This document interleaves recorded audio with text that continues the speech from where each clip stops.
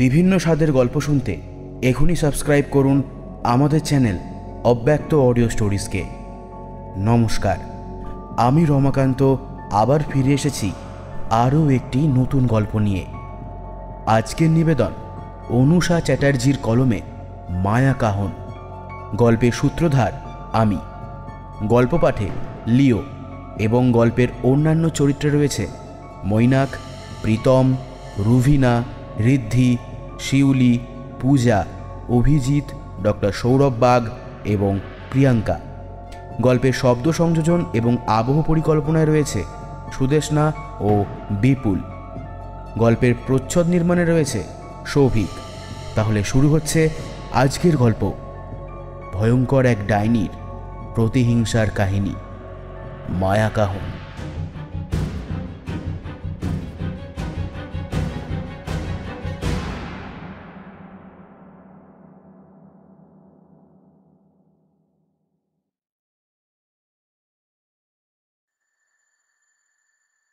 সময়টা সাল 2005।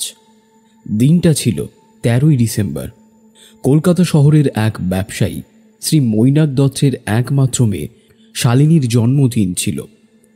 মেয়ের 5 বছরের জন্মদিন উপলক্ষে শহরের একটি 5 তারা হোটেলে জন্মদিনের আয়োজন করেছিলেন। কিন্তু সেই জন্মদিনের রাতেই নিজের মেয়েকে জ্যান্ত পুঁতে প্রত্যক্ষভাবে মেরে ফেলার জন্য কবরস্থান থেকে অ্যারেস্ট করা হয় মৈনাক দত্তকে। দীর্ঘ 17 বছরের পর জেল থেকে ফিরে আসেন মিস্টার দত্ত। এতগুলো বছরে অনেকটা বদলে গেছে সময়। ব্যবসা আগের মতো আর নেই।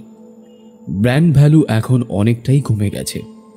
নিজের অতি পুরানো বন্ধু তথা ডাক্তার সমীর চৌধুরীর চৌরাস্তার মোড়ে থাকা বাংলো বাড়িতে আপাতত থাকছেন দত্তবাবু। মৈনাক দত্তের স্ত্রী মারা গেছে শালিনী জন্মানোর সময়। সত্যি বলতে কি সমীর, আমার নিজেরই খুব লজ্জা লাগছে। আমার জন্য কিছুটা হলেও তো নিজের প্রফেশনাল ইমেজটা তলানিতে ঠেকছে। কিন্তু বিশ্বাস কর, আমি আমার পুরনো বাড়িতে ফিরে যেতে চাই না। অন্য কোথাও একা থাকবো সেই সাহসটাও জোগাতে পারছি না। খুব ভয় হচ্ছে যদি আবার। বলতে বলতে থেমে গেল মৈনাক। ভাই মৈনাক, আমরা ছোট্টবেলার বন্ধু। সেই ছোট্টবেলা থেকে একসাথে বড় হয়েছি। আর দেখ, যা হয়েছে তাতে তোর কোনো দোষ নেই। আর যতই যাই হোক না কেন, আসল ঘটনা কেউ বুঝবে না।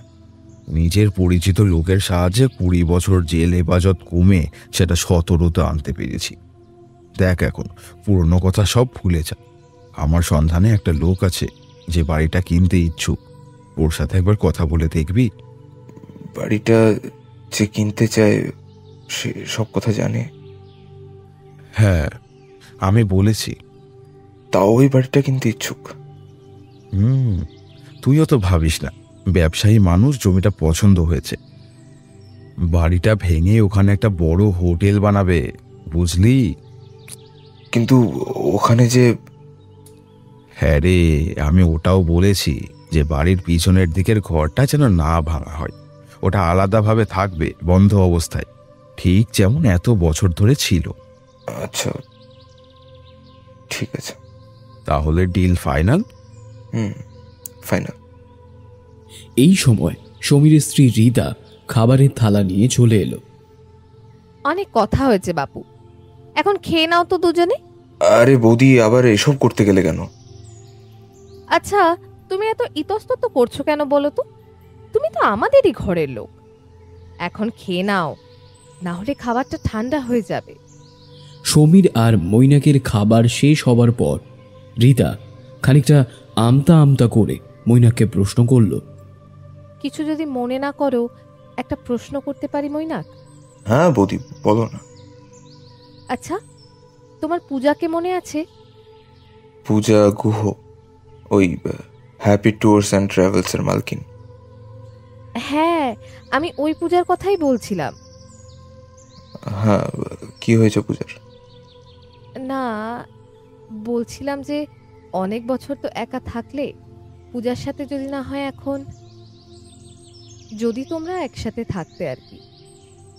এই সময় রীতার কথা থামিয়ে সমীর বলে উঠল, হ্যাঁ মৈনাক, অনেক হয়েছে। তুই এবার তোর জীবনটা নতুনভাবে সাজা। আর কতদিন এভাবে একা থাকবি? আজকে সন্ধেবেলা ডিল ফাইনাল হয়ে গেলে পরশুর মধ্যে টাকাটা ব্যাংকের মধ্যে ট্রান্সফার হয়ে যাবে। আমি তোর জন্য একটা ভালো ফ্ল্যাট দেখে রেখে দিয়েছি, আমার পাশেরটাই। তুই না হয় পূজার সাথে বিয়ে করে ওখানেই একটা নতুন সংসার শুরু কর। নিজেকে আর কত কষ্ট দিবি? আর পূজা, মায়ের সাথে বিয়ে হবার পরে পূজার সাথে একদিনও কথা হয়নি। আহা, সেটার কারণ তো আলাদা। তখন সবকিছু সবাই জানতো না।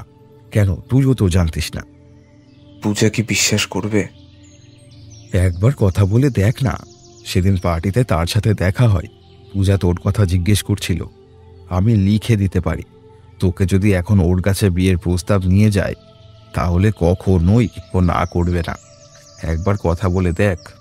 এই তো 4 দিন পরে ওর জন্মদিন, সেদিনই ওকে এই কথাটা বলে দে। দেখ, আমি আর রীতা দুজনেই জানি যে তোরা দুজনেই একে অপরকে ভালোবাসতিস। শুধুমাত্র মাঝখানে একটা কালো মেঘের মতো চলে এসেছিল মায়া। এখন তো মায়া নেই, তাহলে সমস্যা কোথায়? তুই চিন্তা করিস না, দেখ সব ভালো হয়ে যাবে। হ্যাঁ মৈনাক, সমীর ঠিক কথাই বলছে। আচ্ছা, একটা কাজ করো না, আমি না হয় ওকে ওর জন্মদিন উপলক্ষে আমাদের বাড়িতে ইনভাইট করছি। সেদিনই তুমি ওর সামনে এসে ওকে বিয়ের প্রস্তাবটা দিয়ে দিও। তো ও কি রাজি হবে? যদি না হয়? মৈনাক, তুই না বড্ড ভাবিস। রীতা একটা ভালো আইডিয়া দিয়েছে, দেখ সব কিছু ঠিক হয়ে যাবে। এখন একটু রেস্ট নে তো। আজকে সন্ধেবেলা তাহলে ডিল ফাইনাল করার জন্য কিন্তু লোক আসছে, তুই একটু কথা বলে নিস। ঠিক আছে, আমি আমি দেখে নেব। আপনাদের প্রপার্টি সংক্রান্ত ডিল নিয়ে কথাবার্তা হয়ে গেলে আমি কি একটু কথা বলতে পারি? হ্যাঁ বৌদি, বলো না। বলছিলাম যে এখন এখানে একটু বিশ্রাম নিয়ে নিলে হয় না? দুপুর 3টে বাজে। যাও, তোমরা দুজনে একটু শুয়ে পড়ো, আমি একটু পার্লার থেকে হয়ে আসছি। ওই যে শুরু হয়ে গেল ওই তোমাদের পার্লার। কথায় কথায় শুধু পার্লার হয়ে আসছে আর পার্লার হয়ে আসছে। এই শোনো, আমি তোমার কাছে কিছু বলি? আচ্ছা আচ্ছা, ঠিক আছে, এবার তোমাদের মিয়া বিবির ঝগড়া বন্ধ করো। আমার কিন্তু ভীষণ ঘুম পাচ্ছে। বৌদি, তুমি পার্লারে যাও তো, আমরা একটু ঘুমিয়ে নিই। বলে দোতলায় সমীরকে নিয়ে মৈনাক দোতলায় উঠে গেল। সন্ধ্যা 7টা নাগাদ একটা সাদা রঙের বড় মার্সিডিজ এসে দাঁড়ালো সমীর চৌধুরীর বাড়ির সামনে। গাড়ি থেকে বের হলেন শহরের এক নামী ব্যবসায়ী মিস্টার গোস্বামী, সাথে ওনার 24 ঘন্টার ছায়াসঙ্গী ওনার ম্যানেজার। ওনাকে দেখতে পেয়ে বাড়ির দারোয়ান বাড়িতে খবর দেয়। এ কথা শুনে সমীর ও রীতা নিজে ওদের ভিতরে নিয়ে আসে। কিছুক্ষণ পর মৈনাক চলে এলে সমীর মৈনাকের সঙ্গে মিস্টার গোস্বামীর পরিচয় করিয়ে দেয়। তা আপনি মিস্টার গোস্বামী? সমীর আমায় আপনার কথা বলেছে। তা আপনি পুরোপুরি নিশ্চিত ওই বাড়িটা কেনার জন্য? দেখুন, নিশ্চিত যদি না হতাম তাহলে ডিলের জন্য আমি নিজে এখানে আসতাম না। খুব কম ডিল ফাইনালের জন্য আমি নিজে আসি। বেশিরভাগ সময় আমার এই ম্যানেজার থাকে, ওই সব ব্যাপারটা দেখাশোনা করে নেয়। তা আপনার কি কোনো সন্দেহ আছে নাকি? না না, সন্দেহ একদমই নেই, কিন্তু আপনি নিশ্চয়ই জানেন যে ওই বাড়ি নিয়ে অনেক গুজব আছে। সব কিছু না হলেও বেশ কিছু কিন্তু সত্যি। এগুলো জানা সত্ত্বেও আপনি... দেখুন মশাই, আপনি নিজেও একজন সাকসেসফুল বিজনেসম্যান। হ্যাঁ, এটা ঠিক, বিগত 17 বছর জেলে থাকাকালীন আপনার ব্যবসার লোকসান হয়েছে ঠিকই, কিন্তু আপনি নিজেও জানেন যে একজন প্রতিষ্ঠিত ব্যবসায়ী কোনোদিন কোনো সুযোগ ছাড়ে না। আর আপনার এই বাড়িটা এমন জায়গায় রয়েছে, সেখানে যদি আমি এত লাক্সারিয়াস হোটেল বানাতে পারি, তাহলে লাভের অঙ্কটা কতটা ঊর্ধ্বমুখী হবে। আর আপনি যে বলছেন ওসব গুজব কথা, মানুষ কতদিন বা মনে রাখবে সেটা? কয়েক বছর পর সব কিছু নর্মাল হয়ে যাবে। আর দেখুন, আপনি যদি এই বাড়িটা আমাকে দিয়ে দেন, তাহলে আপনার প্রফিটটা অনেকটাই বেশি। এই বাড়িটা আমি যে দামে কিনবো সেটাই মার্কেট প্রাইসের থেকে ডাবল। আর এই অফারটা যদি আপনি না করেন তাহলে মশাই আপনার ব্যবসায়িক বুদ্ধির ওপর সংশয় থেকে যাবে আমার। আমি কতগুলো টাকার জন্য কথাগুলো বলিনি মিস্টার গোস্বামী, এর পিছনে অনেক কারণ রয়েছে।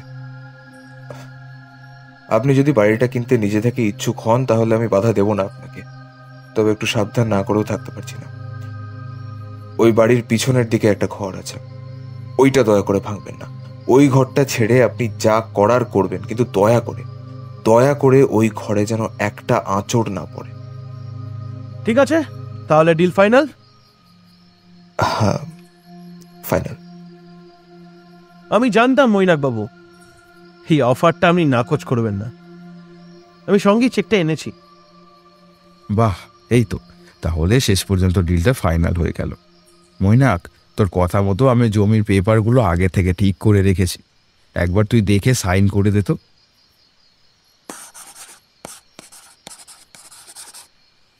সাইন করার পর মৈনাক পেপারগুলো মিস্টার গোস্বামীকে দিলেন ওখানে সাইন করার জন্যে। সাইন করার পর ম্যানেজার একটা চেক দিয়েছিলেন।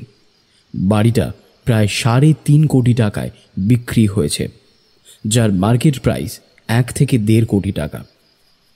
ডিলটা ফাইনাল হয়ে গেল, তাহলে এবার একটু মিষ্টি মুখ করা যাক, কি বলেন? রীতা বলে উঠল। বলতে না বলতেই বাড়ির পরিচালক বিমল মিষ্টি সাজিয়ে থালা নিয়ে এলো।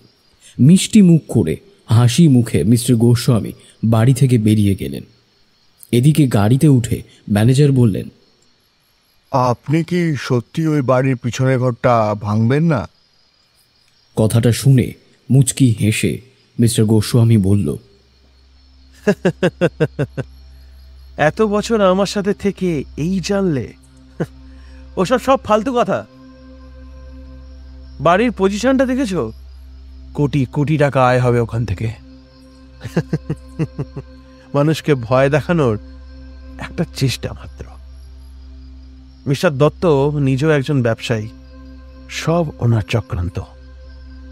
কাল থেকে কাজ শুরু হয়ে যাবে। সবার আগে ওই ঘরটা ভাঙা হবে।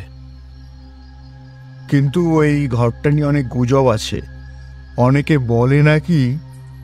ধমক দিয়ে কথা থামিয়ে মিস্টার গোস্বামী বলে উঠল, ফালতু কথা ছাড়ো, ওসব কিছু না।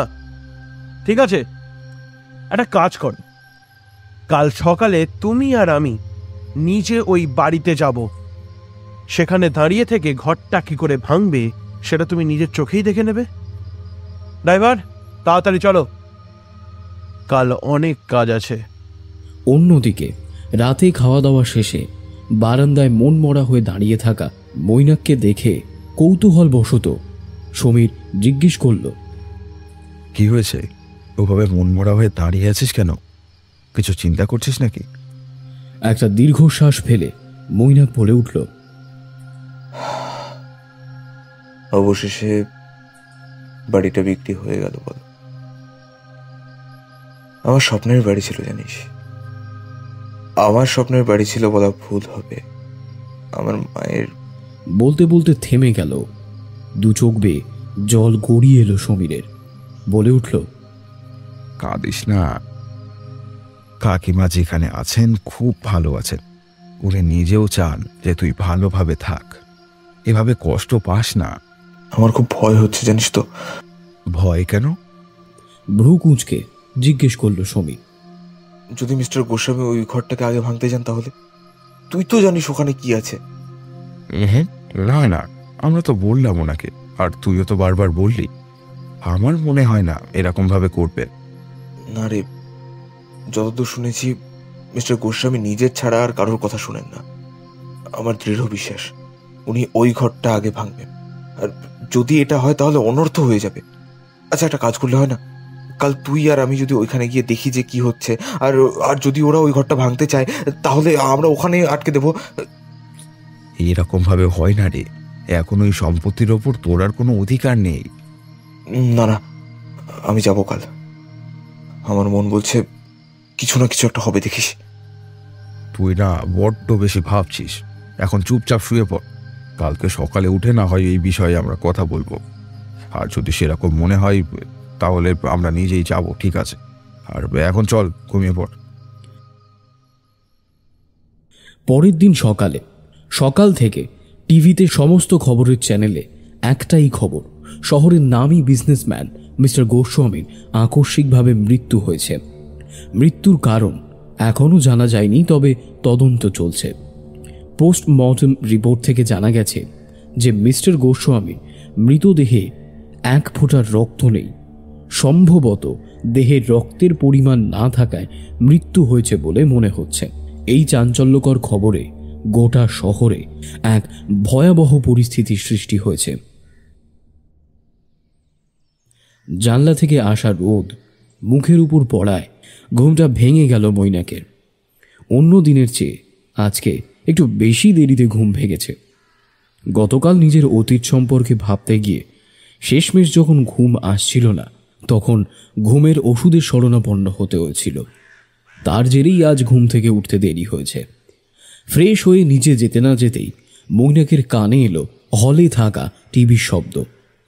খবরের চ্যানেলে আসা মিস্টার গোস্বামীর অস্বাভাবিক মৃত্যুর কথাটা শুনে আঁতকে উঠল মৈনাক। একটা ঘোরের মধ্যে চলে গেল। সমীরের কথায় ঘোর ভাঙল। কিরে, ঠিক আছিস?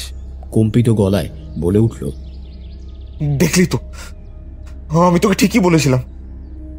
মিস্টার গোস্বামীর কথা খবরে দেখাচ্ছে, তুই ঘুমাচ্ছিস বলে আমি তোকে ডাকিনি। এই একবার ওই বাড়িতে গেলে হয় না? না না না, আমি যাব না, সেখানে কারোর যাওয়া উচিত নয়। একটা কাজ কর, মিস্টার গোস্বামী যে চেকটা দিয়েছিলেন সেটা ওনার অফিসে ফেরত দেওয়ার ব্যবস্থা করে দে। আমি তোকে আগেই বলেছিলাম সমীর, এটা কোনো মতেই বিক্রি হওয়া সম্ভব নয়। আমি আজকেই এই চেকটা ফেরত দেওয়ার ব্যবস্থা করে দিচ্ছি। এখন একটু ব্রেকফাস্ট করে নে। সবে মাত্র তখন ব্রেকফাস্ট শেষ হয়েছে। ঘড়িতে তখন 10:30। এই সময় কলিং বেলটা বেজে উঠলে রিতার দিকে তাকিয়ে সমীর জিজ্ঞেস করে, আজকে কি পূজার আসার কথা? কই না তো, আজকে তো আসার কথা নয়। আমি তো কাল ওকে ডেকে পাঠিয়েছিলাম, হয়তো মিস্টার গোস্বামীর ওখান থেকে এসেছে। আচ্ছা দাঁড়াও, আমি দেখছি। রিতা দরজা খুলে দেখে পূজা এসেছে। এই হলো পূজা গুহ ঠাকুর, মৈনাকের প্রাক্তন প্রেমিকা। ওর সাথে বিয়ে ঠিক হয়েছিল, কিন্তু শেষ মুহূর্তে তা ভেঙে যায়। আর বিয়ে ভাঙার কারণ মৈনাকের প্রথম স্ত্রী এবং তার মৃত সন্তানের মা মায়া। সেই ঘটনার পর মৈনাকের সাথে আর কোনোদিনও কথা হয়নি পূজার। কিন্তু মৈনাকের মা মন্দিরা দেবী কোনোদিন মায়াকে নিজের পুত্রবধূ হিসেবে গ্রহণ করতে পারেননি। তিনি সবসময় ওই পূজাকে পুত্রবধূ আর মেয়ে হিসেবে ভালোবেসে গেছেন। সেই সূত্রেই মন্দিরা দেবীর সাথে ফোনে মাঝে মধ্যেই পূজার কথাবার্তা চলত। মন্দিরা দেবীর মৃত্যুর কথা শুনে সেই দিনও পূজা এসেছিল ওই বাড়িতে, কিন্তু সকলের সামনে যাচ্ছে তাইভাবে অপমান করে তাকে ঘর থেকে বের করে দেয় মায়া। তারপর থেকে আর কোনো যোগাযোগ রাখেনি দত্তবাড়ির সাথে, কিন্তু পুরানো প্রেমিককে সময় ভুলিয়ে দিতে পারেনি। আর সেই কারণেই রিতার কথা অনুযায়ী সে এখানে এসেছে। খানিক ইতস্তত বোধ করে পূজা বলল, আমি জানি আমার কাল আসার কথা ছিল, আসলে একটা কাজের জন্য আমায় বাইরে যেতে হয়েছিল, তাই ভাবলাম একেবারে ওখান থেকে চলে আসি। আমি ফোন করেছিলাম গতকাল সন্ধ্যাবেলায়, কিন্তু ফোনটা তো কেউ... আরে না না, ঠিক আছে, একদিন আগেই তো এসেছিস, কি হয়েছে তাতে?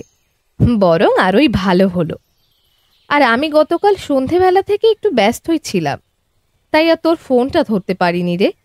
কিছু মনে করিস না প্লিজ। আয় আয়, দাঁড়িয়ে আছিস কেন? ভেতরে আয়। বলছিলাম আমার সাথে আরো একজন এসেছে। ও তা সে কে? আমার মেয়ে শ্বেতা। আসলে ওর কথা বলা হয়নি। আমার দিদির মেয়ে, এখন আমারই মেয়েও। দিদি জামাইবাবু মারা যাওয়ার পর আমি ওর দেখভাল করি। একটু লাজুক, প্রথমবার এখানে এলো তো, তাই বুঝতে পারছিল না কিভাবে ভেতরে আসবে। এখনো গাড়িতেই বসে আছে, আমি ডাকছি ওকে। সুইটি, সুইটি, গাড়ি থেকে নেমে আয়, দেখ জায়গাটা খুব ভালো, তোর বেশ ভালো লাগবে। কিছুক্ষণ পর গাড়ি থেকে নামলো এক তরুণী, বয়স 22 কিংবা 23। গায়ের রং শ্যামলা, পরনে হালকা সবুজ রঙের কুর্তি সাথে জিন্স, চোখে একটা চশমা, ভারী মিষ্টি দেখতে। চুলটা কোমর অবধি আলগাভাবে বিনুনি করা, চোখে হালকা কাজল। গাড়ি থেকে নেমে এসে পূজার পাশে দাঁড়ালো। এ যে বেশ লক্ষ্মীমন্ত মেয়ে রে পূজা, আসো ভেতরে এসো। অনেক বছর পর পূজাকে দেখে খানিকটা স্তম্ভিত হয়ে গেল মৈনাক। চোখের সামনে ভেসে উঠল পুরানো দিনের কিছু ঝাপসা স্মৃতি। সেই স্কুল থেকে আলাপ পূজার সাথে, তারপর একই কলেজে যাওয়া আসা, পরে একই অফিসে কাজ।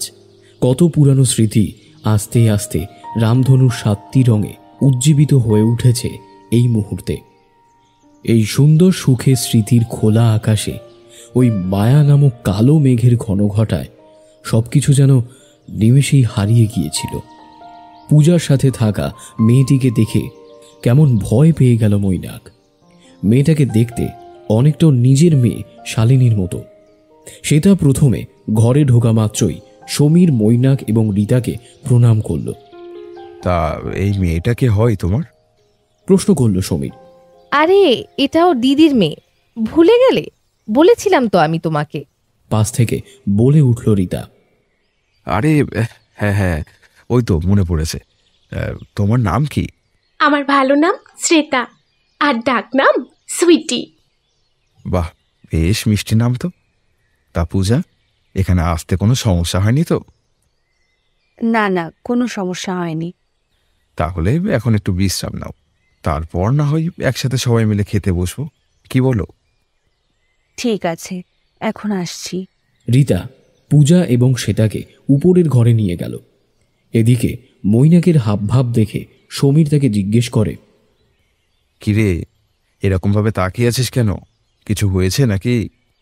সেটা বলে মেয়েটাকে দেখেছিস? কেন, কি হয়েছে? ভালোই তো। শালিনীর সাথে মিল আছে। কি সব পাগলের মতো বকছিস তুই? এখন আর এরকম কথা পূজার সামনে একদম বলিস না, ওর প্রচণ্ড খারাপ লাগবে। তুই এখনো অতীতটা নিয়ে কেন পড়ে আছিস বলতো? যা হয়েছে সব ভুলে যা। আমার কথা বোঝার চেষ্টা কর, শালিনীর মুখের সাথে ওই মেয়ের অনেক মিল আছে। আমিও তো শালিনীকে দেখেছি, কই সেরকম মিল তো খুঁজে পেলাম না। না রে, আমার মন কি বলছে জানিস? আমার মন বলছে শালিনী ফিরে এসেছে। কি সব আলতু ফালতু কথা যে তুই বলছিস? শালিনী কি করে ফিরে আসতে পারবে? আরে ও তো মারা গেছে। না রে, আমার কথা শোন, এক্ষুনি এই মেয়েটাকে এ বাড়ি থেকে বের করে দে, ও ভালো না। এসব কি বলছিস তুই? তোর কোনো ধারণা আছে এই কথাগুলো যদি পূজা শুনে নেয় তাহলে ওর কতটা খারাপ লাগবে? এমনিতেই তোর আর পূজার সম্পর্ক আগের মতো নেই। সেই সময় তোর আর পূজার কারোরই কোনো দোষ ছিল না, কিন্তু সবগুলো এখন ঠিক করতে হবে। আর আর তুই এখন এসব ফালতু কথা ছাড়তো। এক কাজ কর, এবার তুই স্নানটা করে নে, একটু ফ্রেশ হলে হয়তো তোর ভালো লাগবে। সেদিন মৈনাক সুইটির সাথে সেরকম কোনো কথাই বলল না। সুইটি যখনই ওর সামনে গিয়ে কথা বলতে চেষ্টা করেছে, ও এড়িয়ে গেছে। আর এই ঘটনাটি পূজার চোখে এড়িয়ে যায়নি। এরকম ব্যবহার দেখে পূজা মৈনাককে সরাসরি জিজ্ঞেস করে যে তার সুইটির সাথে কথা বলতে কি সমস্যা রয়েছে। এর উত্তরে সে কিছু না বলে সেখান থেকে চলে যায়। মৈনাকের এরকম গাছাড়া ভাব দেখে পূজা অত্যন্ত কষ্ট পায়। এই ব্যাপারে রীতার সাথে কথা বললে সে সমীরকে তা জানায়, কিন্তু শত চেষ্টা করার পরও মৈনাকের মন থেকে সুইটির প্রতি সন্দেহ দূর করতে পারে না সমীর। পরের দিন সকালে ব্রেকফাস্ট করার পর সমীর এবং রীতা ঠিক করে যে সন্ধে 7টা নাগাদ সবাই মিলে কলকাতার একটা 5 তারা হোটেলে ডিনার করতে যাবে। মৈনাক প্রথমে আপত্তি জানালেও শেষ পর্যন্ত রাজি হয়। কথা মতো সবাই মিলে সমীরের গাড়ি করে রেস্টুরেন্টে খেতে আসে। সেখানে গিয়ে সুইটির হাত থেকে অসাবধানতাবশত একটি গ্লাস পড়ে যায়। এরপর পূজা ওকে বকাবকি শুরু করলে মৈনাক তাকে বাধা দেয় এবং এই ঘটনা দেখে সবাই অবাক হয়ে যায়। বাড়িতে আসার পর মৈনাক নিজে সুইটিকে তার ব্যবহারের জন্য সরি বলে এবং একটা চকলেট উপহার দেয়। মৈনাকের এই রকম ব্যবহার দেখে সবাই খুশি হলেও সমীর একটু চিন্তিত হয়ে পড়ে। সেদিন রাতে মৈনাকের ঘরে দরজায় টোকা মেরে সমীর জিজ্ঞেস করে, আসতে পারি? আরে সমীর, আয় না। তুই ঠিক আছিস? ঠিকই তো আছি, কিন্তু তোর কি হলো? তুই এরকম প্রশ্ন কেন করছিস? আমি তো ঠিকই আছি, কিন্তু তুই যে ঠিক নেই সেটা আমি ভালোভাবে জানি। অন্য লোকেদের চোখে তুই ধুলো দিতে পারলেও আমার চোখে তুই ধুলো দিতে পারবি না, সেটা তুইও ভালোভাবে জানিস। কি হয়েছে বলতো? আরে কি আর হতে যাবে, তুই না বড় বেশি ভাবিস। সত্যি করে বল, কিছু হয়েছে? সুইটির সাথে যখন খারাপ ব্যবহার করছিলাম তখন তাতে তো সন্দেহ ছিল, আর এখন যখন ভালো ব্যবহার করছি তাতে তোর সমস্যা। কি করি বলতো? সুইটির সাথে তোর খারাপ ব্যবহার আমার মোটেও ভালো লাগেনি, সেটা আমি তোকে বলেছিলাম, কিন্তু হঠাৎ করে এত ভালো ব্যবহার করতে শুরু করে দিলি, সেটা ঠিক আমি মেলাতে পারছি না। কারণ আমি তোকে চিনি, তুই না ভেবে চিনতে কোনো কাজ করিস না। আর এমন কি হলো যে এত তাড়াতাড়ি তোর মধ্যে বদল হয়ে গেল? হিসেব মিলে গেছে তাই। তার মানে তুই স্বীকার করছিস যে তোর ভুল ছিল? আমি কখন বললাম যে আমার ভুল ছিল? তাহলে ওই মেয়েই শালিনী। কি বলছিস তুই? সুইটির ডান পায়ের গোড়ালির কাছে ঠিক একই রকমের একটা দাগ আছে যেটা শালিনীর ছিল। এটা ওর জন্মদাগ। শুধু তাই নয়, সুইটির বাম হাতে একটি জরুল আছে ঠিক একই জায়গায় যেখানে শালিনীর ছিল। এই সব কিছু কোইন্সিডেন্স হতে পারে না। আমার বিশ্বাস শালিনী আবার ফিরে এসেছে, আর সুইটির সাথে আমি ভালো ব্যবহার এর জন্যই করছি যাতে ও আমার উপর সন্দেহ না করে। প্রথম দিকে আমি ওর সাথে যদি ভালো ব্যবহার করতাম তাহলে আমাকে সন্দেহ করতে পারত। তুই কি শিওর যে সুইটি আসলে শালিনী? হ্যাঁ, আমি আরেকটা জিনিস খুঁজে পেয়েছি। ওরা যখন ডিনারের জন্য নিচে দাঁড়িয়েছিল তখন আমি ওর রুমে গিয়েছিলাম, আর ওখান থেকে আমি একটা পেন্ডেন্ট কুড়িয়ে পেয়েছিলাম। এটা সেটাই যেটা আমি দিয়েছিলাম শালিনীর 5 বছরের জন্মদিনে। শালিনী আবার ফিরে এসেছে? কিন্তু সেটা কি করে সম্ভব? শাস্ত্রী মশাই যে বলেছিলেন শালিনী মৃত্যুর পর তখনই ফিরে আসতে পারবে যখন ও মৃত্যুর আগে সমস্ত শক্তির অধিকারিণী হয়ে যাবে, যেটা ও মায়ের থেকে জন্মসূত্রে প্রাপ্ত। তার আগেই তো তুই... সেটাই তো রহস্য। সেজন্য আমি আজ রাত 2টো নাগাদ যাচ্ছি কবরস্থানে।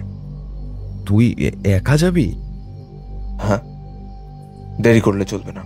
আমাদের কাছে মাত্র 5 দিনের সময়, তারপর অমাবস্যা শুরু হচ্ছে। আর এই অমাবস্যায় পুরো 26 বছর পর গ্রহ নক্ষত্র সব একই জায়গায় থাকবে, এমনটাই জানিয়েছেন শাস্ত্রী মশাই। ওনার সাথে আমার কথা হয়েছে, উনি কাল দুপুরে আসছেন। তার আগে আজ আমি একটু কবরস্থানে গিয়ে দেখে আসি যে ওই জায়গায় মৃতদেহটা এখনো আছে কি নেই। তুই চিন্তা করিস না, আমি সামলে নেব। হ্যাঁ, সাবধানে যাস।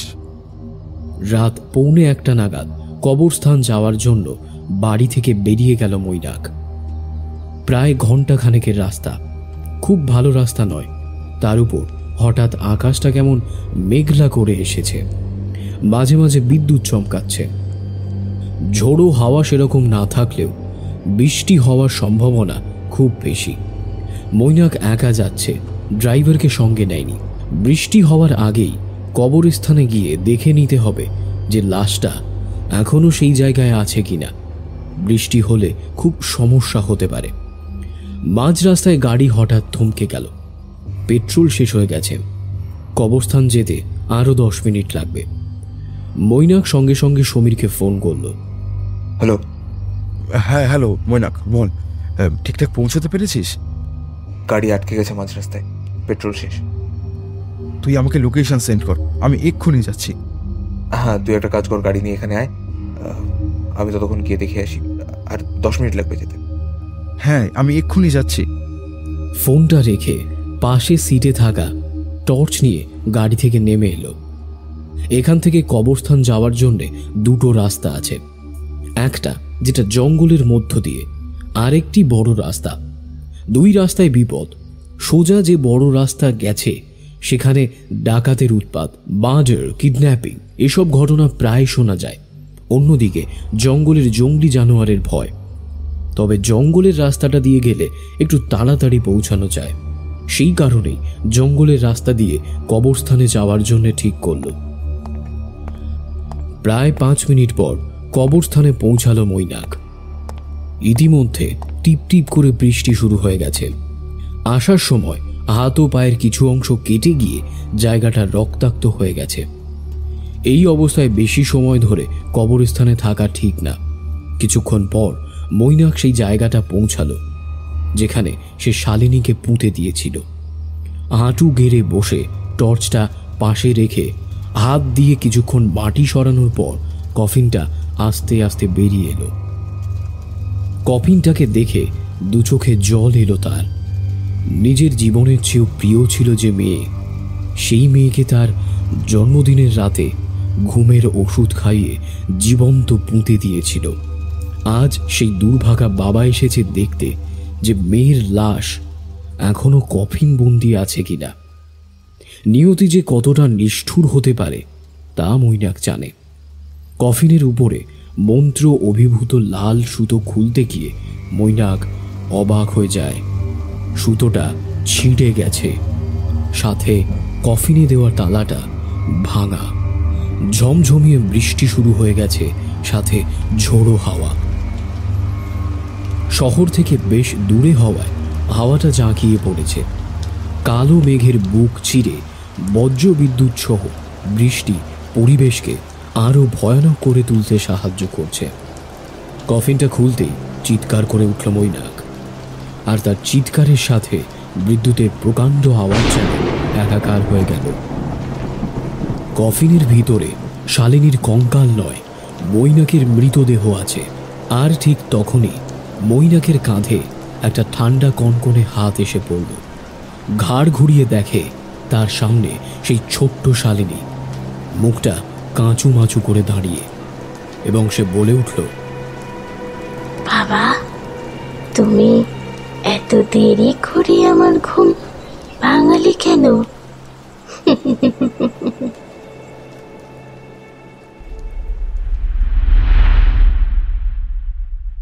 ডক্টর, মৈনাক এখন কেমন আছে? ও ঠিক হয়ে যাবে তো? কৌতূহল বশত হয়ে জিজ্ঞেস করল সমীর। দেখো, এখন কিছু বলা যাবে না। অপারেশন করেছি ঠিকই, কিন্তু এখনো পুরোপুরি বিপদমুক্ত নয়। 2 ঘন্টার মধ্যে রিপোর্ট এসে যাবে, সেগুলো দেখেই এই সিদ্ধান্তে আসা যাবে। ততক্ষণ আমি কিছু বলতে পারবো না বলে চলে গেলেন ডক্টর বসাক। প্রায় 1.5 ঘন্টার অপারেশন শেষ হলো মৈনাকের। গতকাল সমীর যখন গাড়ি নিয়ে কবরস্থানের উদ্দেশ্যে রওনা হয়, তখন কবরস্থান থেকে কিছুটা দূরে, ঠিক যেখানে মৈনাকের গাড়ি বন্ধ হয়ে গেছিল, সেখানে তাকে রক্তাক্ত অবস্থায় দেখে সঙ্গে সঙ্গে প্রায় ভোর 4টে নাগাদ হসপিটালে নিয়ে যায় সমীর। মাথার পেছনের অংশে গভীরভাবে ক্ষতের সৃষ্টি হয়েছে। এছাড়াও হাতে পায়ে কাটার দাগ রয়েছে মৈনাকের। এই ব্যাপারে সমীর বাড়িতে কাউকে জানায়নি। এদিকে ওকে দেখতে না পেয়ে রীতা বারবার ফোন করে যাচ্ছে। শেষমেশ বাধ্য হই ফোন ধরল সমীর। হ্যালো, কি হয়েছে? বারবার ফোন করছো কেন? বারবার ফোন করছো মানে? তুমি জানো আমি আর পূজা কতটা টেনশনে আছি? তুমিও নেই আর মৈনাকও নেই। কোথায় গেলে কোথায় তোমরা দুজনে? যদি বাইরে যাও একবার তো বলে যাবে। কোথায় আছো, কোথায় তোমরা দুজন?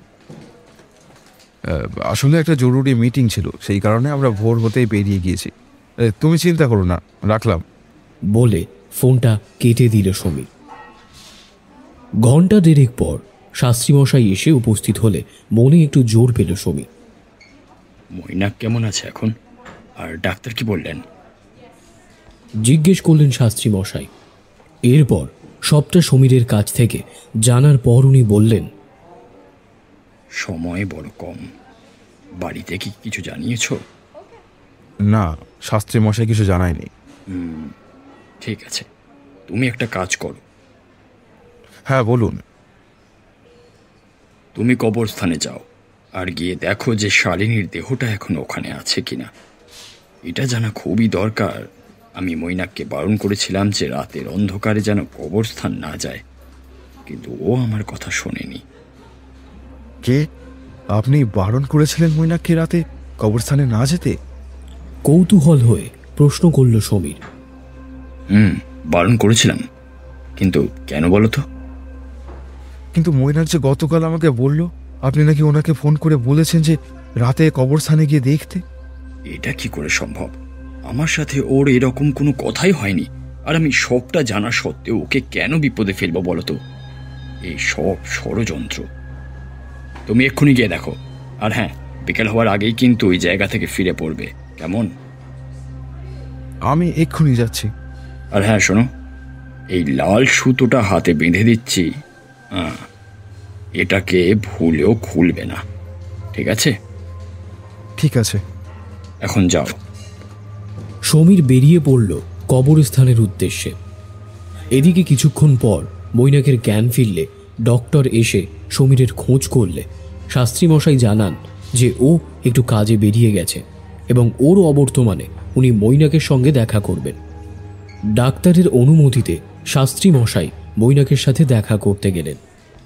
মৈনাকের পাশে একটি চেয়ারে বসে শাস্ত্রীমশাই আস্তে করে জিজ্ঞেস করলেন, কেমন আছো মৈনাক? শাস্ত্রী মশাই, আপনি সমীর কোথায়? ভাঙা ভাঙা স্বরে জিজ্ঞেস করল মৈনাক। আমি ওকে একটা কাজে পাঠিয়েছি, ও কিছুক্ষণ পরেই চলে আসবে। আপনি ওকে কবরস্থানে পাঠিয়েছেন? হ্যাঁ। ওখানে শালিনী নেই, আমি গতকাল দেখেছি। তুমি দেখেছো? আমি দেখেছি, ওখানে শালিনী নয়, আমার মৃতদেহ আছে। সব কি বলছো তুমি মৈনাক? তোমার এখন বিশ্রামের প্রয়োজন। চিৎকার করে উঠল মৈনাক। না শাস্ত্রী মশাই, আমি বলছি আমার মৃত্যু ঘনিয়ে এসেছে। শালিনী শালিনী আমার জন্য অপেক্ষা করছে, অপেক্ষা করছে, অপেক্ষা করছে আমার জন্য, অপেক্ষা করছে, অপেক্ষা করছে। মৈনাকের চিৎকার শুনতে পেয়ে ডক্টর এবং নার্স ছুটে আসে। ডাক্তারের পরামর্শ অনুযায়ী নার্স মৈনাককে ঘুমের ওষুধের ইঞ্জেকশন দেয়। দেখুন, আপনাকে এখন একটু বাইরে অপেক্ষা করতে হবে। পেশেন্টের উত্তেজিত হওয়া কিন্তু শরীরের পক্ষে ঠিক নয়। আমি বুঝতে পারছি ডক্টর, আমি একটু পরেই চলে যাচ্ছি। আপনার কাছে আমার একটি অনুরোধ রয়েছে। আমি মৈনাকে ডান হাতের কবজিতে এই লাল সূত্রটি বেঁধে দেব। আপনারা দয়া করে খেয়াল রাখবেন যাতে এটি ওর হাত থেকে খোলা না যায়, কেমন? কিন্তু পেশেন্টের সাথে এরকম আচরণটা... ইতস্ততভাবে বললেন ডক্টর। দেখুন, আমার সাথে এদের পরিবারের সম্পর্ক অনেক বছরের। আমি মৈনাককে খুব ভালোভাবে চিনি, এটা খুব জরুরি। আচ্ছা, ঠিক আছে, ধন্যবাদ। শাস্ত্রীমশাই মৈনাকের ডান হাতে লাল সুতো বেঁধে দিয়ে ঘর থেকে বেরিয়ে সমীরের বাড়ির উদ্দেশ্যে রওনা হলেন। সমীরের বাড়িতে সমীরের সাথে কথা হওয়া সত্ত্বেও রীতার মনে হতে লাগলো যেন সে তাকে মিথ্যে কথা বলেছে। পূজা তাকে মৈনাক ও সমীরের ব্যাপারে জিজ্ঞেস করলে সে জানায় তারা মিটিংয়ে ব্যস্ত। তাদের সদ্য ব্রেকফাস্ট শেষ হয়েছে, এমন সময় বেল বেজে উঠল। সমীর এবং মৈনাক এসেছে এই ভেবে খানিক হন্তদন্ত হয়ে দরজাটা খুলল রীতা। দরজা খুলে দেখে শাস্ত্রীমশাই দাঁড়িয়ে আছে। শাস্ত্রীমশাইকে দেখে খানিকটা হক চকিয়ে রীতা প্রশ্ন করে, ও শাস্ত্রীমশাই, আপনি এসেছেন? আসুন, ভেতরে আসুন। এমন সময় বাড়িতে শাস্ত্রীমশাইকে দেখে পূজা খানিকটা বিরক্ত বোধ করে। তা আপনি এমন সময়, কিছু হয়েছে কি? জিজ্ঞেস করে রীতা। শাস্ত্রীমশাই পূজাকে দেখে জিজ্ঞেস করলেন, তুমি পূজা, তাই না? হ্যাঁ। আর ওই মেয়েটি? সুইটি, আমার দিদির মেয়ে, আমার সাথেই থাকে। তো কবে এসেছো এখানে? এই 2 দিন হলো। শালিনীকে চেনো? হ্যাঁ, চিনি, মৈনাকের মেয়ে ছিল। শাস্ত্রীমশাই আর কিছু প্রশ্ন করার আগেই পূজা সুইটিকে নিয়ে উপরের ঘরে চলে যায়। এদিকে রীতা থালা ভর্তি খাবার নিয়ে এলো শাস্ত্রীমশাইয়ের জন্য। এসবের কিন্তু কোনো প্রয়োজন ছিল না। কিছু তো মুখে দিন শাস্ত্রীমশাই, অনেকদিন পর যে এলেন আমাদের বাড়িতে। মৈনাক আর সমীরকে তো দেখতে পাচ্ছি না, ওরা কোথায়? আসলে ওরা দুজন একটু মিটিংয়ে ব্যস্ত আছে, সকাল সকালই বেরিয়ে গেছে। যাওয়ার সময় আমাকেও কিছু বলে যায়নি, ফোন করেছিলাম তখনই গিয়ে জানতে পারি। ও আচ্ছা। আমি আর সমীর ঠিক করেছি মৈনাকের সাথে পূজার বিয়ে দেওয়ার। আজ আপনি এসেছেন যখন, তখন একটা শুভ দিন যদি বলে দিয়ে যান। আসলে বিয়েটা যতটা তাড়াতাড়ি সম্ভব ততটাই ভালো। আপনি তো জানেন মৈনাকের আগের স্ত্রী। সে তো সব বুঝতে পারছি, কিন্তু ওই যে মেয়েটার সাথে বিয়ে ঠিক হয়েছে, তা মেয়েটার ব্যাপারে খোঁজ খবর নিয়েছো কিছু? না মানে যতদূর আমি জানি ওর সাথে বিয়ে হবার কথা ছিল মৈনাকের, তা ওর বিয়ের পর বিদেশে চলে গিয়েছিল। এর আগে কয়েকবার আমার সাথে কথাবার্তা হয়েছে সামনাসামনি, তবে আজ যেন কেমন একটু অন্যরকম লাগছিল, যেন কিছু লুকোতে চাইছে মেয়েটি। সত্যি বলতে আমার খুব একটা কিন্তু ভালো লাগেনি। এ কি বলছেন শাস্ত্রী মশাই? এখন কি করা উচিত তবে? কিচ্ছু করো না, এখন আমি এসে গেছি যখন কিছুদিন থেকেই যাব। ওর ঘরটা কোন দিকে? ওপরের দিকে, ডান দিক থেকে 2 নম্বর ঘরটা। ঠিক আছে, ওর পাশের ঘরেই আমি থাকবো, কেমন? আমি ওখানেই আপনার থাকার ব্যবস্থা করে দিচ্ছি। বিয়েটা হওয়ার আগে দুজনের কুষ্টি বিচার করাটা খুব দরকার। মৈনাকের জন্ম তারিখ, জন্ম ছক আমার কাছে আছে। তুমি একটা কাজ করো, পূজার কাছ থেকে জন্ম তারিখ, জন্মস্থান এবং সঠিক সময় সমস্ত কিছু জেনে আমাকে বলো। কুষ্টি বিচার করাটা গুরুত্বপূর্ণ বিষয়। আমার মনের মধ্যে একটা সন্দেহ বেঁধেছে, সেটাকে না এড়ানোই ভালো। আর তারপর মৈনাকের আগের জীবন খুব একটা ভালো ছিল না। ঠিক আছে শাস্ত্রী মশাই, আমি পূজার কাছ থেকে এই সমস্ত কিছু জেনে আপনাকে আমি বলে দেব। বেশ। বেশ কিছুক্ষণ পর হন্তদন্ত হয়ে সমীর বাড়ি ফিরল। ওর কপাল ফেটে রক্ত পড়ছে, হাতে কাটা দাগ। ওর এমন অবস্থা দেখে রীতা জিজ্ঞেস করল, কি হয়েছে তোমার? এরকম অবস্থা হলো কি করে? তুমি আর মৈনাক যে মিটিংয়ে ছিলে। কিছু হয়নি। শাস্ত্রী মশাই কি এখানে এসেছেন? আমি ওনার সাথে কথা বলবো। হ্যাঁ, আমি এসেছি সমীর, কি হয়েছে বলো। শাস্ত্রী মশাই, আমি গিয়েছিলাম ওখানে, কিন্তু কিন্তু কি সমীর? কবরস্থানে যাওয়ার আগে যেখানে গতকাল মৈনাকের গাড়ি আটকে গিয়েছিল, সেখানে একজনের সাথে দেখা হয়। কে সে? মায়া। মায়া ফিরে এসেছে শাস্ত্রী মশাই। আপনাদের এই লাল সুতোর জন্য আমি বেঁচে ফিরেছি, তাহলে আমি হয়তো আজ। তুমি ঠিক দেখেছো যে মায়া ছিল? হ্যাঁ শাস্ত্রী মশাই, আমি ঠিক দেখেছি, কিন্তু এটা কি করে সম্ভব? যদি সত্যি সে ফিরে আসে, তাহলে মৈনাকের প্রাণ সংকটে। আমাদের এক্ষুনি হসপিটালে যেতে হবে।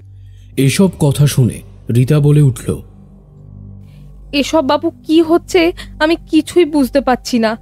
শাস্ত্রী মশাই, কি হয়েছে? তুমি এখানেই থাকো, আমি আর সমীর হসপিটালে যাচ্ছি। মৈনাক এখন ওখানেই। আর হ্যাঁ, তুমি কথাটা কিন্তু পূজাকে বলো না। ওখান থেকে এসে আমি নিজে তোমাকে সবটা বলবো।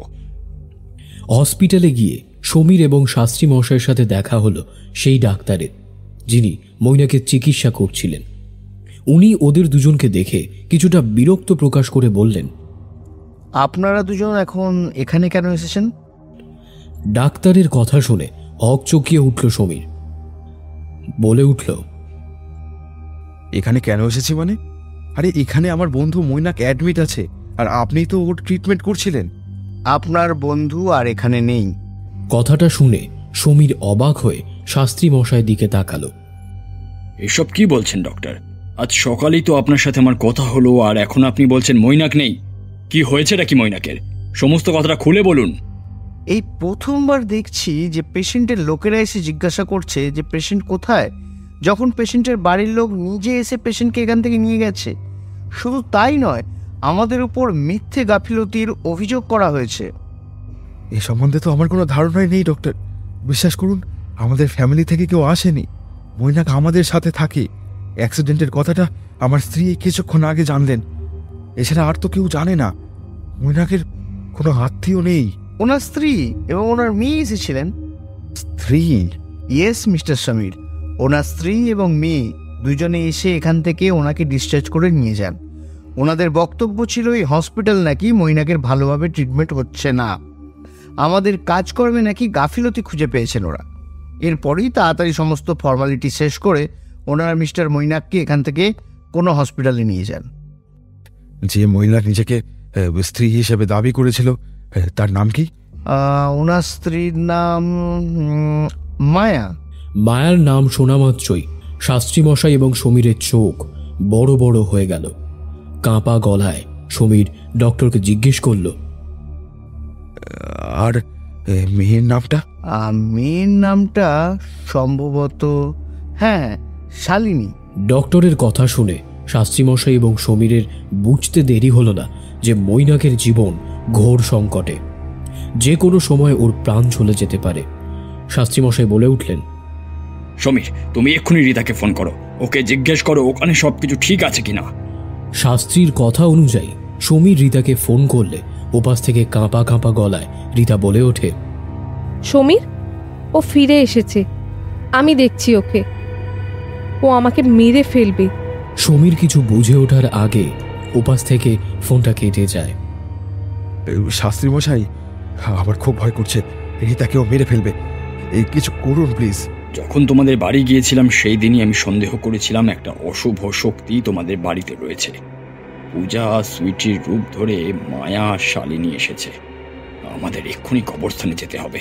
সাদা রঙের গাড়িটা বড় রাস্তার বুক চিরে ছুটতে শুরু করলো কবরস্থানের দিকে। ড্রাইভিং সিটে সমীর, ওর পাশে শাস্ত্রী মশাই। কিছু দূর যাওয়ার পরে গাড়ি এসে থামল। সামনের দিকে যাওয়া যাবে না, কাজ হচ্ছে। সুতরাং খানিকটা বিপদের হলেও শেষ পর্যন্ত জঙ্গলের রাস্তা বেছে নিতে হলো। জঙ্গলের পাশ দিয়ে যাওয়ার সময় যেন মনে হতে লাগলো সময় যেন খুব তাড়াতাড়ি এগিয়ে যাচ্ছে। তার উপর আজ অমাবস্যার রাত, যে করেই হোক সন্ধ্যার আগে পৌঁছাতে হবে কবরস্থানে। সকাল থেকে আকাশটা বেশ রোদ ঝলমলে থাকলেও এখন কেমন যেন কালো হয়ে এসেছে। সাথে ঝোড়ো হাওয়া এবং বিদ্যুতের ঝলকানি যেন এক গভীর বিপদের পূর্বাভাস দিচ্ছে। মনে হয় যেন এক্ষুনি দানবীয় মেঘ গ্রাস করে নেবে সমগ্র জঙ্গল।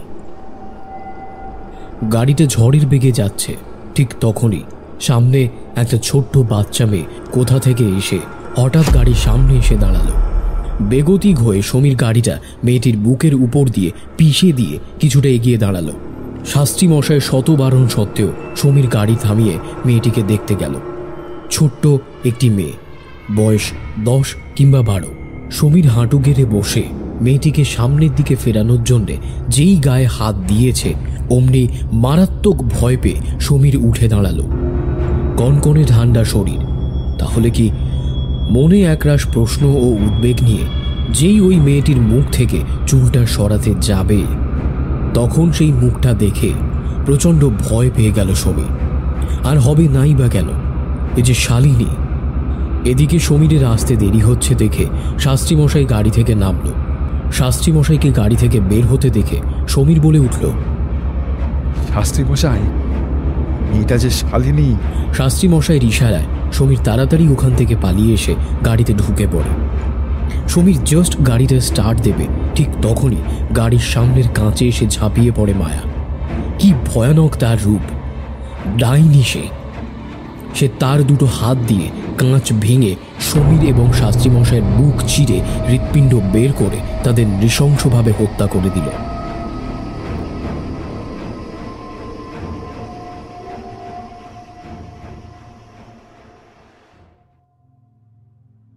দেখতে দেখতে 6 মাস কেটে গেছে।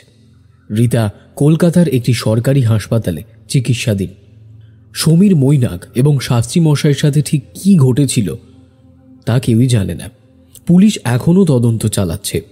রিতার বয়ান অনুযায়ী পুলিশ এই কেসের অন্যতম সাসপেক্ট মায়া অথবা পূজা ও শ্বেতার খোঁজ করতে গিয়ে জানতে পারে যে এই দুই নামে কেউই কলকাতায় আসেনি। দুজনের যে বাস্তবে কোনো অস্তিত্ব ছিল তা প্রমাণিত না হওয়ায় সবাই এটা ভেবে নিয়েছিল যে মানসিক ভারসাম্য নষ্ট হওয়ায় রীতা এই রকম বানিয়ে কথা বলছে, যার বাস্তবে কোনো অস্তিত্ব নেই। রীতা মনে মনে এটা জানে যে তার স্বামী, বন্ধু এবং শাস্ত্রীমশাই আর কোনোদিনও ফিরবে না। যেদিন সমীর শেষবারের মতো বাড়ি ফিরেছিল সেদিন সন্ধেবেলা রীতাকে কবরস্থান যাওয়ার রাস্তায় দুই ব্যক্তি অচেতন অবস্থায় দেখতে পেলে তাকে হসপিটালে নিয়ে আসে। মাথার পেছনে গুরুতর আঘাত লাগার কারণে রীতা মানসিকভাবে ভারসাম্য হারিয়ে ফেলে। তারপর থেকে ও মাঝে মধ্যেই মায়ার নাম বিড়বিড় করতে থাকে। ডক্টররা বারবার প্রশ্ন করায় সে তাদের জানায় যে মায়া হল মৈনাকের প্রথম স্ত্রী, যে ছিল আসলে এক ডাইনি, এবং তার মেয়ে শালিনী মৈনাক, সমীর এবং শাস্ত্রীমশাইকে মেরে দিয়েছে। এরকম কথা শোনার পর ডাক্তারেরা তার কোনো কথাতেই বিশ্বাস করেনি। কলকাতায় এক এনজিও সংস্থা ওর চিকিৎসার সমস্ত খরচা দায়ভার নিয়েছে। একদিন সন্ধেবেলা একটি মেয়ে, পূর্বা, লেখিকার পরিচয়ে রীতার সাথে দেখা করতে আসে। সে রীতার জীবনের সমস্ত ঘটনা তার লেখনীর মাধ্যমে সমাজের সমস্ত শ্রেণীর কাছে তুলে ধরবে। রীতা মাঝে মধ্যেই হিংস্র হয়ে ওঠে, আর এই কারণে যদি পূর্বার কোনো ক্ষতি হয়ে যায়, আর তাছাড়া রীতার শারীরিক ও মানসিক দিকটা ভেবে হাসপাতাল কর্তৃপক্ষ প্রথমে অনুমতি দেয়নি। পরে অনেক কাকুতি মিনতি করার পর পূর্বাকে রীতার সাথে কথা বলার অনুমতি দেওয়া হয়, তবে দুটো শর্তে। এক, বেশিক্ষণ সময় নেওয়া যাবে না, আর দুই, রীতাকে কোনো কিছু মনে করানোর জন্যে তার উপর মানসিকভাবে জোর করা যাবে না। দুই শর্তে রাজি হলে পূর্বাকে এক নার্স রীতার কাছে নিয়ে যায়। মানসিকভাবে অসুস্থ হওয়ার কারণে দিনের বেশিরভাগ সময় রীতা ঘরের এক কোণে গিয়ে চুপ করে বসে নিজের মুখে বিড়বিড় করে। নার্স পূর্বাকে রীতার ঘরে নিয়ে এলে পূর্বা তাকে অনুরোধ করে রীতার সাথে একান্তে কথা বলার জন্যে। প্রথমে একটু ইতস্তত করলেও পরে নার্স তাকে অনুমতি দিয়ে দেয়, তবে যাওয়ার আগে সেই দুটি শর্তের কথা পূর্বাকে আবার মনে করিয়ে দেয়। শর্ত দুটি মনে রাখবেন, কিন্তু পরিস্থিতি খারাপ হলে আমরা কিন্তু পুলিশ ডাকতে বাধ্য হব। না না, তার দরকার হবে না, বিশ্বাস করুন, আমি ওনার কোনো ক্ষতি করব না। এরপর নার্স ঘর থেকে চলে গেল। ঘরের ভিতরে ঢুকে পূর্বা আস্তে করে প্রথমে দরজাটা বন্ধ করে দিল, তারপর আস্তে আস্তে তার কাছে গিয়ে ওকে ডাকল। রীতা, কেমন আছো তুমি? এই দেখো, এসেছি। পূর্বার গলাটা রীতার অনেক চেনা মনে হলো। এরপর পূর্বা যেই তার হাতটি তার কাঁধে রাখল, ঠিক সেই মুহূর্তে রীতার সারা শরীর যেন ঠান্ডায় কেঁপে উঠল। পিছন ফিরে তাকিয়ে দেখে ভয়ে মায়ার নাম নিয়ে প্রচণ্ড চিৎকার করে উঠল রীতা। তুমি তুমি কেন এসেছো? চিৎকার করে প্রশ্ন করল রীতা। কেন ভয় পেলে বুঝি? তুমি আমাকে ছেড়ে দাও, আমাকে ছেড়ে দাও। আমি জানি তুমি সমীর, মৈনাক আর শাস্ত্রী মশাইকে মেরে দিয়েছো। ঠিক জানিস। আর এখন তোর পালা। এখন কেন নিজের জীবন ভিক্ষা চাইছিস তুই? শালিনী আর আমায় যেদিন মেরেছিলিস সেদিন মনে ছিল না তোর? হ্যাঁ, কিন্তু আমাদের কাছে আর কোনো উপায় ছিল না। তুমি যে একজন ডাইনি সে মৈনাক জানতো না, সেটা জেনেছে শালিনীর জন্মের পর। আমি না হয় ডাইনি ছিলাম, কিন্তু আমি তো কোনোদিনও তোদের কোনো ক্ষতি করিনি। তাহলে তোরা কেন করলি এরকম? কেন করলি বল, কেন করলি? ডাইনি কোনো দিনও বিশ্বাসের উপযুক্ত নয় মায়া। শালিনীকে ওর 5 বছরের জন্মদিনে ওকে জীবন্ত কবর না দিলেও ও তোমার মতো ডাইনি হয়ে যেত, আর সেটা আমরা কেউই চাইনি। এই কাজটা একমাত্র মৈনাকই করতে পারত, কারণ সম্পর্কে ও ছিল শালিনীর বাবা, আর এটাই ছিল একমাত্র পথ। তোরা আমার নিষ্পাপ মেয়ের হত্যাকারী। বাকিদের আমি আগেই মেরে দিয়েছি। এবার তোর পালা। এতক্ষণে রিতার এই ভয়ার্থ চিৎকার সারা হসপিটালে ছড়িয়ে পড়ায় ডাক্তার, নার্স সবাই ছুটে এসে পড়ল রিতার ঘরের সামনে। কিন্তু দরজা বন্ধ। শত চেষ্টার পরেও দরজা আর খুলছে না। ঘরের ভিতর থেকে রিতার যন্ত্রণাময় চিৎকার ক্রমাগত তীব্র থেকে তীব্রতর হয়ে যাচ্ছে। কিছুক্ষণ পর চিৎকার চেঁচামেচি বন্ধ হয়ে নেমে এলো এক অদ্ভুত নীরবতা। দরজাটা এবার নিজে থেকেই খুলে গেল। ঘরে একটু ঢুকতে সামনে পড়ে থাকতে দেখা গেল রিতার মৃতদেহ। হাত পা বিশ্রীভাবে বেঁকে গেছে, চোখ দুটো খুবলে নেওয়া হয়েছে। দেখে মনে হচ্ছে যেন শরীর থেকে সমস্ত রক্ত কেউ বের করে নিয়েছে। সারা ঘর রক্তে ভেসে যাচ্ছে, আর সেই রক্ত দিয়ে দেয়ালে বড় বড় করে লেখা মায়া।